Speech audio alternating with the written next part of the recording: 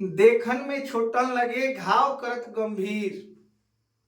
ऐसे ही ये क्वेश्चन है जो देखने में तो बहुत सरल दिखते हैं, लेकिन 90% लोग इसमें हमेशा कंफ्यूज रहते हैं कि इसका आंसर क्या होगा। अब जो आज का पैटर्न मैं आपके लिए लेके आया हूं, ये बहुत ही इंपॉर्टेंट है, एग्जाम में हमेशा पूछा जाता है और बहुत सारे लोग इसमें डाउट पाल के रखे हैं। मैं आपको बताऊंगा, आप आंखों से हुए इसका आंसर दे पाएंगे। नमस्कार, आपका एक बार फिर से स्वागत है हमारे YouTube चैनल रोजगार अड्डा पॉइंट 1 में। आइए गणित की श्रृंखला को आगे बढ़ाते हुए देखते हैं आज का पैटर्न। आज का पहला क्वेश्चन है, एक व्यापारी 25 मीटर कपड़ा बेचने पर 5 मीटर कपड़े के बिक्री मूल्य के बराबर। पहले तो मैं ये कुछ टर्म्स है इसको बता दूं। बिक्री मूल्य का मतलब सेलिंग प्राइस होता है और लागत मूल्य का मतलब आपको मैं पहले ही बता चुका हूं, सीपी मतलब कॉस्ट प्राइस होता है। तो क्वेश्चन ये है कि बिक्री मूल्य के बराबर लाभ प्राप्त होता है, तदनुसार उस व्यापारी का लाभ कितने प्रतिशत होगा। तो सबसे पहले मैं आपको इसको डिटेल में बताऊं और उसके बाद एक लाइन में इसका आंसर भी आप भी बता सकते हैं। एक व्यापारी 25 मीटर कपड़ा बेचने पर 5 मीटर कपड़े के बिक्री मूल्य के बराबर लाभ प्राप्त करता है। तो देखिए, इसमें दो ही कंडीशन है, या तो लाभ प्राप्त होगा या हानि प्राप्त होगी। अब ये जो लाभ होगा या हानि होगी, ये बिक्री मूल्य मतलब एसपी के बराबर होगी, कुछ वस्तुओं के एसपी के बराबर होगी, या तो यही लाभ और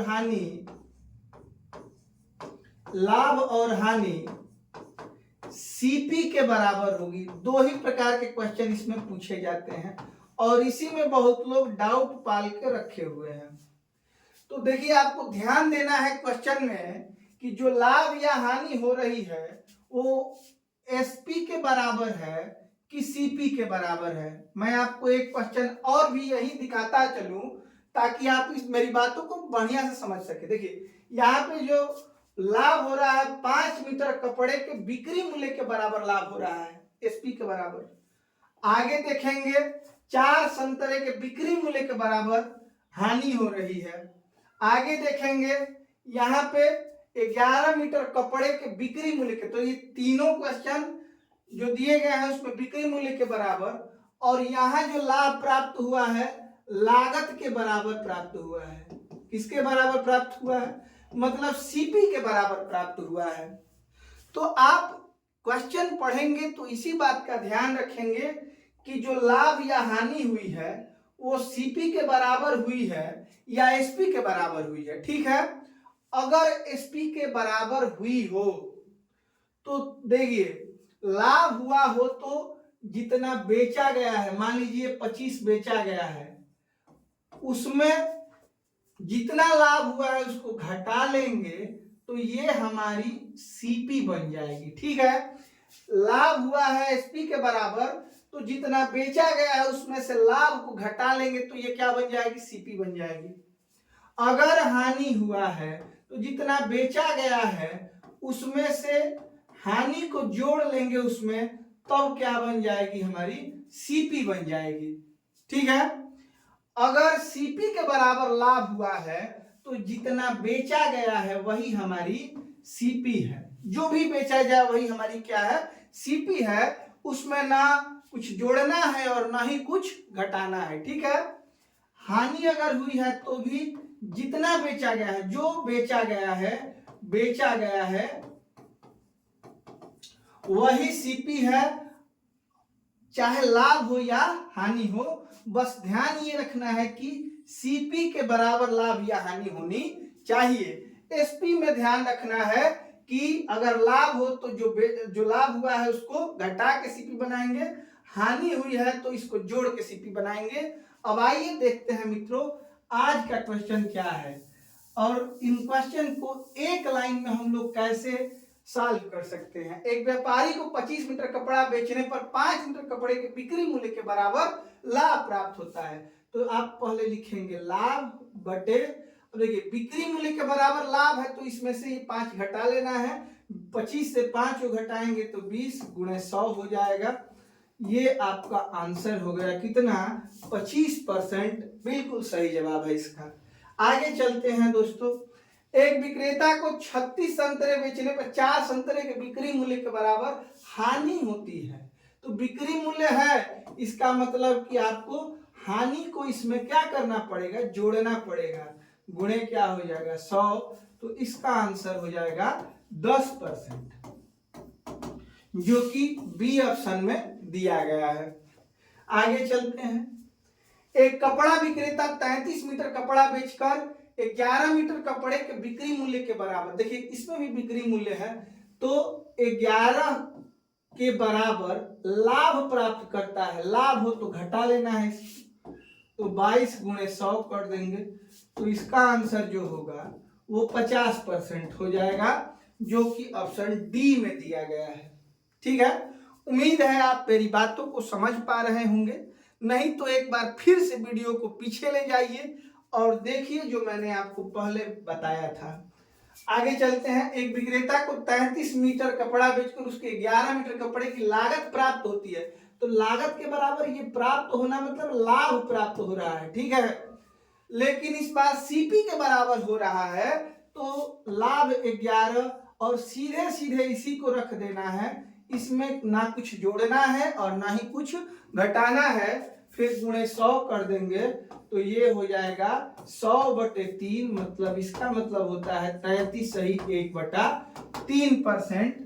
यहाँ ऑप्शन में ये दिया गया है, अप्रॉक्स वैल्यू है 33.3333। आइए इसी पैटर्न पे देखते हैं, एक बहुत अच्छा क्वेश्चन है। 17 गेंदों को 720 में बेचने पे उनमें 5 गेंदों के लागत मूल्य के बराबर हानि हुई है। तदनुसार एक गेंद का लागत मूल्य कितना होगा। एक गेंद की सीपी आपको ज्ञात करनी है। तो पहले मैं इसको इग्नोर कर दूं, अगर 720 रुपए में बेचने पर रुपए को इग्नोर करके और पीछे जो मैंने पैटर्न बताया है उसके हिसाब से बताऊं, तो 17 गेंदों को बेचने पर 5 गेंदों के लागत मूल्य के बराबर हानि हुई है। तो हानि कितनी हुई है, 5 की, और लागत मूल्य के बराबर है, तो इसमें ना कुछ जोड़ना है और ना इससे कुछ घटाना है, सीधे सीधे 17 रखूंगा। ठीक है, मतलब कि 17 में 5 की हानि हुई है।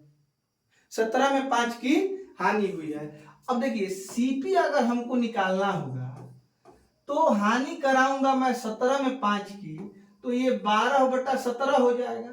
जब प्रॉफिट कराना होता है तो इसको जोड़ते हैं, पहले भी मैं आपको बता चुका हूं।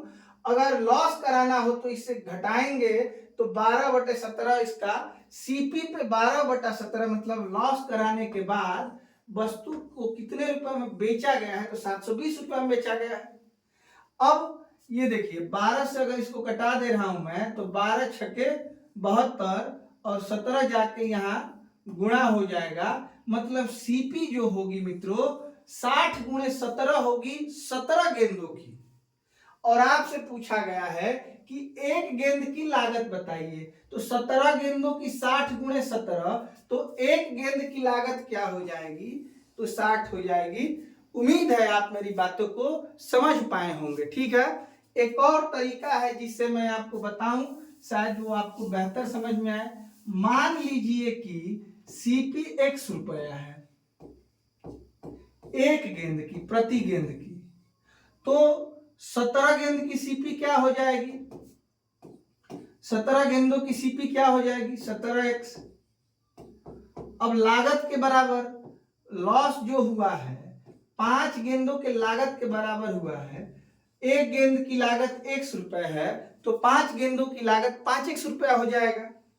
अब आपको पता होगा कि सेलिंग प्राइस कैसे निकालते हैं जब लॉस होता है, तो सीपी से हम लोग लॉस को अगर घटा लेते हैं, सीपी से क्या घटा लेते हैं, लॉस को घटा लेते हैं, तो सेलिंग प्राइस आ जाएगा। जैसे मान लीजिए कि एक वस्तु 15 रुपए में बेचने के बाद 5 रुपए का लॉस हुआ, तो सीपी उसकी कितनी हो जाएगी, तो 20 रुपए, मतलब 20 से इस लॉस को घटा देंगे तो एसपी पहुंच जाएंगे।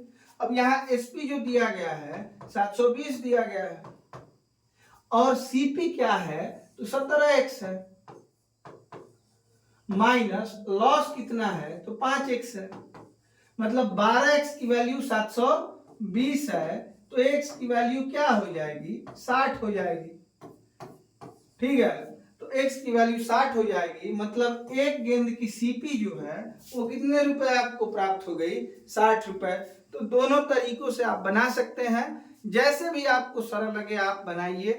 कोई कसम नहीं खाया है हमने कि हम x का यूज नहीं करेंगे और हम केवल फ्रैक्शन से करेंगे, कभी 100 का प्रयोग नहीं करेंगे। आप ज्यादा से ज्यादा प्रैक्टिस कीजिए और आपको पता होना चाहिए कि कौन सा क्वेश्चन किस मेथड से किया जाए कि आसान हो। और ये तभी संभव है मित्रों जब आप लगातार प्रैक्टिस करते रहे, अधिक से अधिक क्वेश्चन बनाएं। ठीक है, आपको पता होना चाहिए कि कहाँ आपको स्कॉर्पियो से जाना है और कहाँ आपको बाइक से जाना है, कहाँ साइकिल से जाना है। गांव की गलियों में अगर आप स्कॉर्पियो लेके जाते हैं तो आप निश्चित रूप से फंस जाएंगे, लेकिन अगर हाईवे पे जाना है, आप साइकिल से जाते हैं तो बहुत पीछे रह जाएंगे। तो आपको चुनना है आपको कहाँ कौन सा मेथड यूज करना है। कोई मेथड अच्छा नहीं होता और कोई मेथड खराब नहीं होता, सभी समय की बात है। जहाँ सभी अच्छा बुरा होना समय की बात है। जहाँ एक सुई काम आ जाती है वहां तलवार काम नहीं आता। ठीक है, तो आप सभी मेथड को जानते रहिए, एक्स भी आपको जानना चाहिए। आगे चलते हैं अगले क्वेश्चन पे। 100 संतरे बेचकर एक विक्रेता 20 संतरों के विक्रय मूल्य के बराबर लाभ। देखिए यहाँ पे विक्रय मूल्य के बराबर एसपी के बराबर है, करना क्या है 20 बटे, अब इसको लाभ है तो घटाना पड़ेगा, 20 घटाऊंगा 80 हो जाएगा गुणे 100। अब इस हिसाब से इसका आंसर क्या हो जाएगा 25%, जो कि ऑप्शन बी में दिया गया है।